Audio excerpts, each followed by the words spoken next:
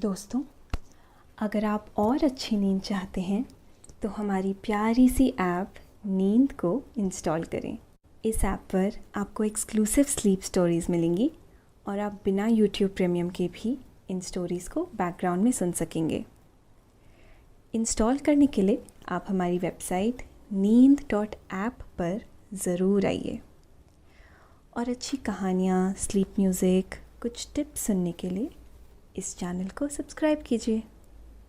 किसी ने बड़ा खूब कहा है, शेयरिंग इज केयरिंग। अगर आप भी किसी को जानते हैं जिनको नींद ना आने की दिक्कत है तो उनके साथ ये कहानी जरूर शेयर करें।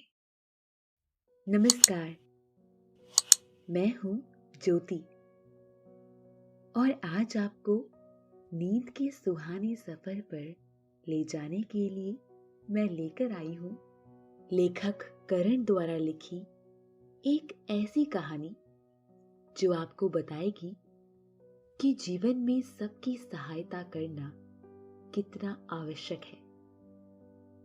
दोस्तों, आज का मनुष्य दूसरे मनुष्य के साथ मिलकर दुनिया बदलने की शक्ति रखता है, बशर्त दूसरा व्यक्ति उसका दिल से साथ दे। हमारी आज की कहानी जीवन के इसी सत्य के इर्द गिर्द घूम रही है। यह कहानी है कुशल की, जो शिवनगर गांव में अपने प्यारे से दादू के साथ रहता था। वह बहुत अच्छा और होशियार लड़का था। कुशल के दादू उसे हर बार एक नई कहानी से कुछ ना कुछ सिखाने की कोशिश करते थे। इसी तरह कुशल का जीवन व्यतीत हो रहा था। गांव में काफी सालों से बारिश नहीं हुई थी, जिसके चलते गांव में सूखा पड़ना शुरू हो गया था। दिन ब दिन किसानों की फसलें खराब होती जा रही थी। यह देखकर कुशल और उसके दादू बहुत परेशान रहने लगे। इसके बाद कहानी में क्या हुआ, ये जानने के लिए सुनते हैं आज की कहानी। लेकिन उससे पहले आप अपने आसपास की सारी लाइट्स ऑफ करके आराम से लेट जाएं। अपनी आंखें धीरे से बंद कर लीजिए। अब थोड़ा सा अपने शरीर को आराम दीजिए। थोड़ा और आराम। अपने शरीर को बिल्कुल ढीला छोड़ दीजिए। कोई टेंशन नहीं, कोई तनाव नहीं। अपने दिमाग में चल रहे सभी विचारों को, चिंताओं को त्याग दें। एक शांति सी महसूस करें। सब नेगेटिव पॉजिटिव विचारों को धीरे धीरे निकाल दें। हाथों को सीधा करके अपनी कमर के साइड में रख लीजिए। अपनी सांस पर ध्यान लगाएं।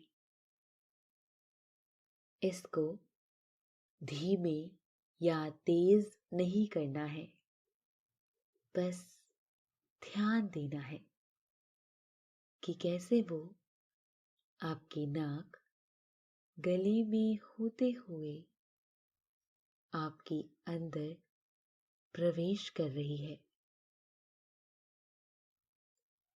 और कैसे वो आपके गले और नाक के माध्यम से वापस निकल रही है।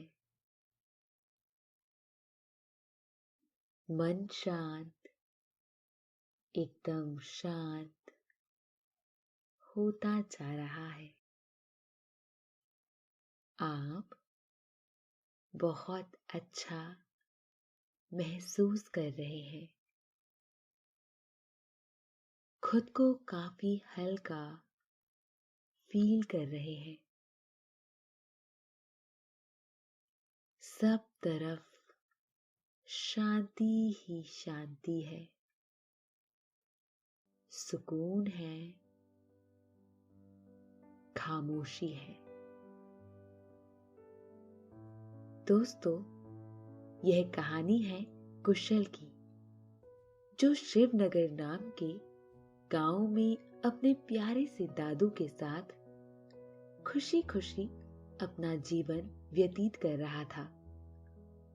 होनहार और सबकी सहायता करने वाला कुशल जैसे जैसे बड़ा हो रहा था, वैसे वैसे ही उसे समझ आ रहा था कि उसके गांव शिवनगर में पानी की बहुत दिक्कत है, जिसके चलते वह अपने गांव के लोगों के लिए कुछ करना चाहता था।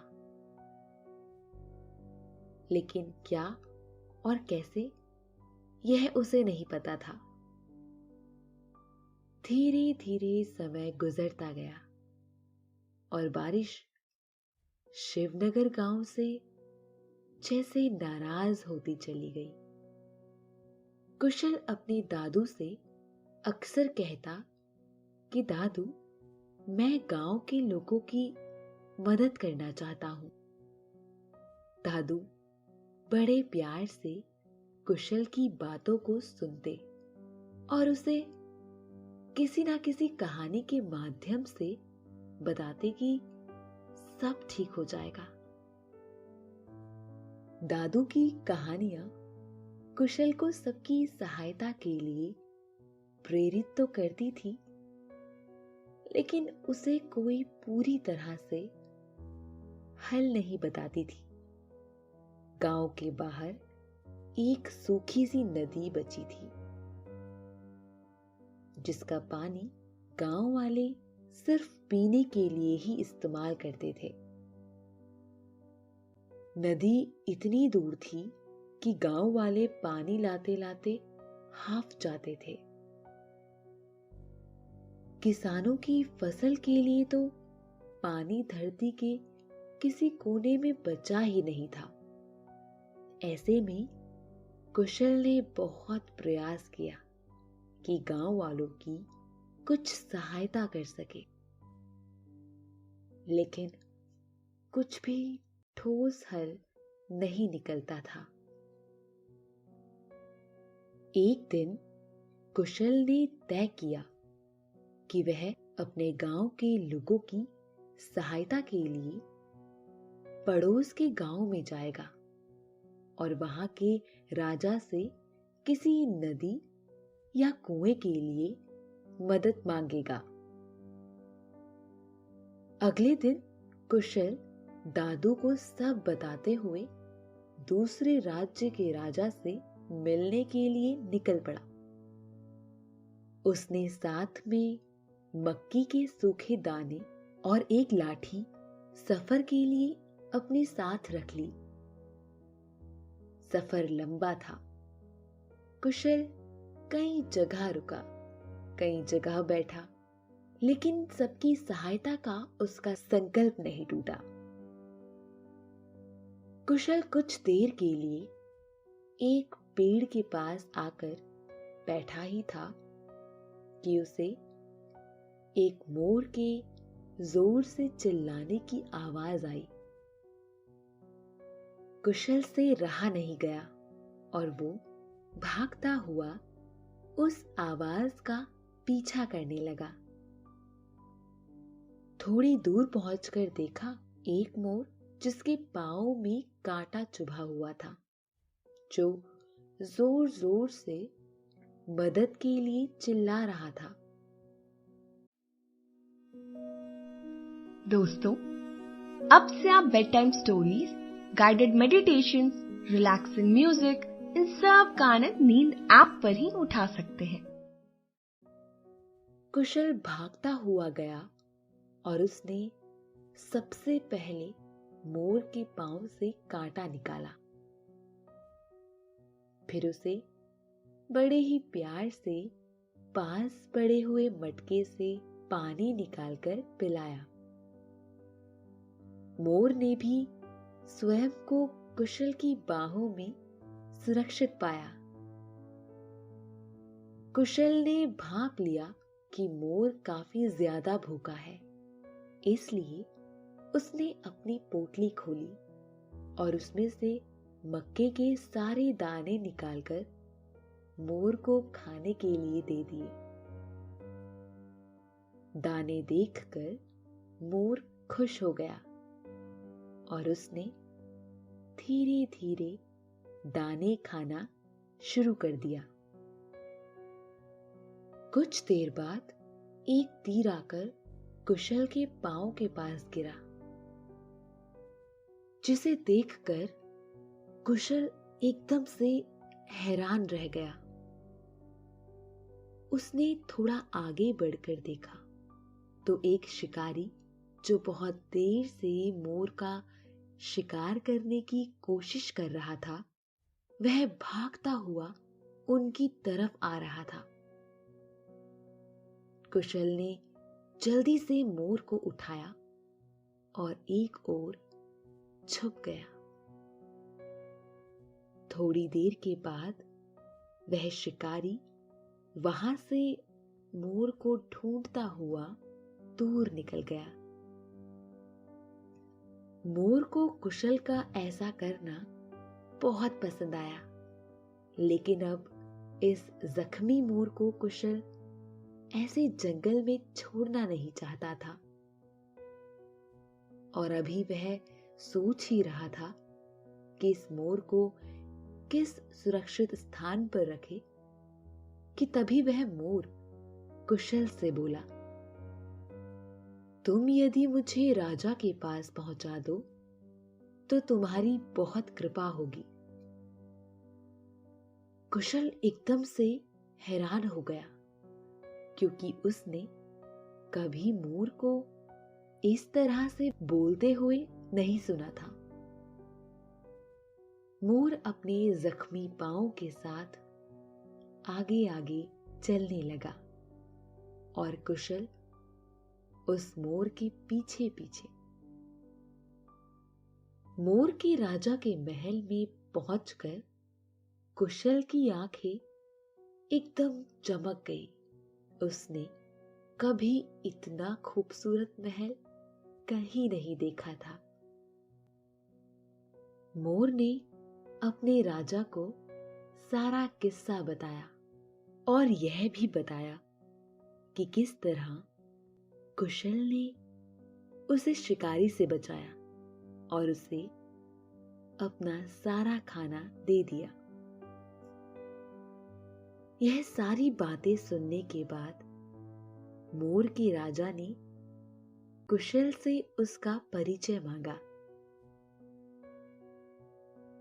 कुशल ने राजा के आगे हाथ जोड़कर कहा, महाराज, मेरा नाम कुशल है और मैं शिवनगर का रहने वाला हूं।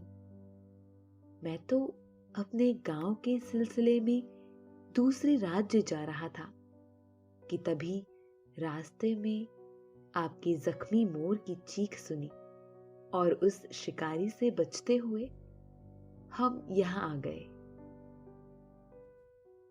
यह सारी बातें सुनकर मोर का राजा बहुत खुश हुआ और उन्होंने कुशल से कहा, वत्स, तुमने हमारे राज्य के एक मोर की सहायता की है। उसके पांव से कांटा निकाला, उसके प्राण बचाए, वो भी बिना किसी स्वार्थ के। हम तुम्हारी इस बहादुरी व निस्वार्थ प्रेम से प्रसन्न हुए हैं और तुम्हारी ईमानदारी के लिए हम तुम्हें 3 वरदान देते हैं। तुम्हें कभी किसी भी चीज की जरूरत पड़े तो तुम इन 3 वरदानों का इस्तेमाल कर सकते हो। तुम्हारी 3 मनोकामनाएं पूरी हो जाएंगी। कुशल ने सोचा, यदि मोर के राजा के यह वरदान सच्चे हैं तो वह दुनिया में सबसे ताकतवर, सबसे धनी और जीवन की सारी सुख सुविधाओं का वरदान मांगेगा। लेकिन अगर यह वरदान सच्चे नहीं हुए तो, यदि यह सब एक नाटक या खेल हुआ तो? कुशल ने सोचा कि यह एक खेल ही है। ईश्वर के अलावा संसार में कोई नहीं है जो व्यक्ति की हर मनोकामना पूरी कर सके। दादू तो यही कहते हैं। अरे दादू, वो तो अभी तक मेरी प्रतीक्षा कर रहे होंगे। कुशल को तुरंत ही दादू का ख्याल आया और उसने वहां से निकलने की तैयारी कर ली। इसके बाद कुशल ने राजा को धन्यवाद किया और फिर अपने कार्य की ओर निकल पड़ा। जैसे ही महल से बाहर आया, उसने देखा कि दिन कब का डूब चुका है। सूरज के छिपने के साथ अब जंगल में अंधेरा घना होता जा रहा था। कुशल ने सोचा कि इस समय दूसरे गांव की ओर सफर करना ठीक नहीं रहेगा। बेहतर होगा कि अपने घर, अपने दादू के पास ही जाया जाए। इतना सोचकर कुशल वापस अपने राज्य की तरफ लौट गया। वह थोड़ा आगे बढ़ा ही था कि तभी उसे एक परिवार के लोग रोते हुए नजर आए और आहिस्ता आहिस्ता रोने की आवाज बढ़ती जाने लगी। कुशल ने करीब जाकर देखने की कोशिश की तो उसे पता चला कि यह लोग पिछले कई महीनों से पानी की समस्या से जूझ रहे हैं। गांव के लोगों को पानी भरने के लिए बहुत दूर जाना पड़ता है और आज किसी एक परिवार का लड़का जो पानी भरने के लिए गया था, अभी तक लौटकर वापस नहीं आया था, जिसे लेकर गांव के लोग बहुत परेशान हो गए थे। कुशल ने उन लोगों को समझाने की कोशिश की कि आप चिंता ना करें, वह लड़का वापस आ जाएगा। बस ये कहने की देरी ही थी और वह लड़का वापस आ गया। लड़के के माँ बाप ने लड़के को गले से लगाया, उसे चूमने लगे। कुशल यह देखकर खुश भी था लेकिन परेशान भी। लेकिन यह समस्या तो सारे गांव की थी। रात धीरे धीरे गहरी होती जा रही थी। कुशल ने सोचा कि उसके दादू उसकी चिंता कर रहे होंगे और इस विचार के साथ ही कुशल अपने घर की ओर तेजी से बढ़ने लगा। वह अभी थोड़ी ही आगे चला था कि तभी उसने देखा कि गांव के कुछ किसान आधी रात को भी सर पर हाथ रखकर बैठे हुए थे और टिकटिकी लगाए आसमान की तरफ देख रहे थे। उन्हें लगता था कि बारिश की बूंद कभी तो उनकी जमीन पर गिरेगी और उनकी फसलें फिर से हरी भरी हो सकेंगी। लेकिन उनका यह सपना न जाने कब से सच होने की उम्मीद में था। किसान की फसल और किसान दोनों ही बारिश का इंतजार कर रहे थे। जाने कैसे लोग ये जो आधी रात को भी कभी ना पूरी होने वाली प्रार्थना करने के लिए घर से बाहर खेतों के आंगन में डेरा लगाए बैठे हैं। कुशल जैसे जैसे आगे बढ़ रहा था, उसे लोगों की परेशानियों को और करीब से जानने का मौका मिल रहा था। कुशल जैसे तैसे अपने घर पहुंचा। उसकी सांस में सांस आई। घर के दरवाजे के पास पहुंचकर कुशल ने दादू को आवाज दी। दादू ने आवाज का जवाब नहीं दिया। कुशल कुछ देर के लिए परेशान हो गया। भागता हुआ अंदर गया तो दादू अपने बिस्तर पर लेटे खांस रहे थे।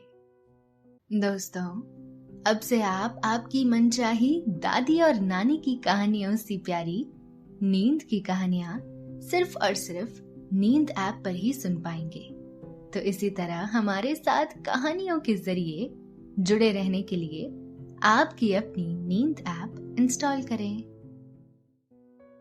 यह देखकर कुशल एकदम से परेशान हो गया। उसने दादू से इसका कारण पूछा तो दादू ने बताया कि बेटा, जब से तुम गए हो मेरी हालत खराब होने लगी है। सांस भी तरीके से नहीं ली जा रही। ईश्वर जाने क्या हुआ, मैं चक्कर खाकर गिर गया था। मुझे लगता है कि अब मेरा समय निकट आने वाला है। दादू की इस तरह की बातें सुनकर कुशल एकदम घबरा गया। वह अचानक से बोला, दादू, आप ऐसी बातें क्यों करते हैं? आपका पोता ऐसा बिल्कुल नहीं होने देगा। आप बिल्कुल ठीक हो जाएंगे। मैं जानता हूं कि आपको दिन रात गांव वालों की चिंता सताती रहती है, जिसकी वजह से आपका स्वास्थ्य दिन ब दिन बिगड़ता ही जा रहा है। लेकिन आप घबराइए नहीं। मैं अपने जीवन से अपनी सारी सुख सुविधाओं को दांव पर लगाते हुए मोर के राजा से आपका उत्तम स्वास्थ्य मांग लूंगा। फिर आपको कुछ नहीं होगा, देख लेना आप। मोर का राजा? दादू ने बहुत ही हैरानी से कुशल से प्रश्न किया। दादू के प्रश्न सुनकर कुशल बड़े ही प्रेम से दादू का हाथ अपने हाथों में लेता हुआ बोला, हाँ दादू, हाँ। अरे, मैं तो आपको बताना ही भूल गया। मेरे प्यारे दादाजी, आज जब मैं यहाँ से दूसरे राज्य के राजा से मिलने के लिए जा रहा था, तभी रास्ते में मुझे एक जख्मी मोर मिला था, जिसके पांव में कांटा चुभा हुआ था। इतना ही नहीं, उस मजबूर मोर के पीछे एक क्रूर शिकारी पड़ा हुआ था। जैसे ही उस मोर की आवाज मेरे कानों में पड़ी, मैंने ना आओ देखा ना ताओ, सबसे पहले उसका जीवन बचाने की सोची। दादू, मैंने सबसे पहले उसके पैर से कांटा निकाला और उसे उस क्रूर शिकारी के चंगुल से बचा लिया। बेचारा मोर भूखा था, इसलिए मैंने उसे अपनी जेब से मक्की के सारे दाने खाने को दे दिए, जिसके बाद वह मोर मुझे अपने साथ अपने राजा के पास लेकर चला गया। उनके राजा ने मुझे मेरे इस कार्य से प्रसन्न होकर 3 वरदान दिए। पहले तो मुझे लगा कि सब कुछ मजाक है, लेकिन सोचो, यदि ये वरदान सच हुआ तो मैं अपने वरदान में सबसे पहले आपका उत्तम स्वास्थ्य मांगूंगा और फिर अपने लिए घर, उसके बाद हम दोनों ही अपने लिए जीवन भर की खुशियां मांग लेंगे, जिससे हमें कभी भी किसी परेशानी का सामना नहीं करना पड़ेगा। दादू, आप अब तनिक भी चिंता ना करें। आपका पोता आपको कुछ नहीं होने देगा। मैं अभी उस जादुई मोर के राजा से आपकी कुशलता का एक वरदान मांगूंगा और आप पलक झपकते ही स्वस्थ हो जाएंगे। आप अभी देखिए। कुशल ने जैसे ही प्रार्थना के लिए हाथ जोड़े, दादू ने उसके हाथ पकड़ लिए और कुशल से कहा, बेटा, जीवन में एक बात हमेशा याद रखना, और वह है सबकी सहायता करना, क्योंकि जो व्यक्ति दूसरों की सहायता करता है, ईश्वर उसका साथ जरूर देते हैं। बेटा, मैं चाहता हूं कि उस जादुई मोर से जो वरदान तुमने मेरे स्वास्थ्य के लिए मांगना है, वह वरदान तुम किसानों की उस फसल के लिए मांगो जो पानी के अभाव के चलते किसान की जीवन से दूर हो गई है। यह सुन कुशल अपनी बात सही साबित करते हुए बोला, दादू, वरदान मुझे मिले, मैं जैसे चाहूं उनको उपयोग में ला सकता हूं। वह भावुक होता हुआ बोला, आप समझ नहीं रहे दादू, अगर आपको कुछ भी हो गया तो मेरा सारा जीवन व्यर्थ हो जाएगा। आपके बिना मैं कैसे जी सकूंगा? कुशल का प्रश्न सुनते हुए दादू बोले, बेटा, जब सागर मंथन के समय अमृत निकला था तो उसे सभी ने पिया था, लेकिन जब विष निकला तो सभी की भलाई के लिए उसे केवल भगवान शिव ने ही ग्रहण किया था, और हम सभी भी तो उन्हीं की संतानें हैं। ऐसे में अपने से पहले दूसरों का कल्याण सोचो। दादू की बातों को सुनकर कुशल सीधा अपने कमरे में चला गया। अगली सुबह जब दादू उठे और दूर गांव की नदी से पानी लेने जाने लगे कि तभी उनकी नजर उनके घर के आंगन के कुएं में पड़ी। लेकिन कल तो यहां कोई कुआं था ही नहीं। दादू गांव में आगे गए तो पता चला कि गांव में 2-4 कुएं और बन गए थे। दादू ने भागते हुए यह खबर कुशल को सुनाई। कुशल दादू की आंखों में खुशी देखकर बहुत खुश हुआ।